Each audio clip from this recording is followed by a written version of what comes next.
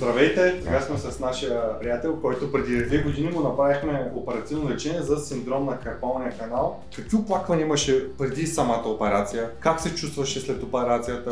Имаше ли проблеми? Разкажи ни малко повече. Преди операцията можех да спя само по 2 часа. Работех по 12 часа. Ръката ми беше изтръпнала постоянно. А силата как беше на дясната ръка? По-малка, няма как да стискаш.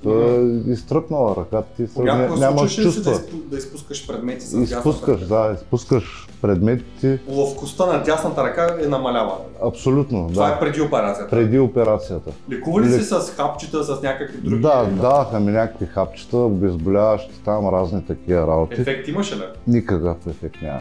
Заради това са принудили да ме оперират. Как се чувстваш след операцията? Аз на следващия ден може да се прибера, но минаха болките, ръката се едно нищо е нямало. Тоест още веднага след операцията? Веднага след операцията. Всички симптоми преминаха? Абсолютно. Сега са минали 2 години след операцията? 2 години след операцията ръката ми е все едно никога е... Нормално? Да, никога не е имало такова нещо. Добре. Доволен ли си от избора да решиш да се оперираш? Доволен съм, да. Въпреки това имах някакви съмнения.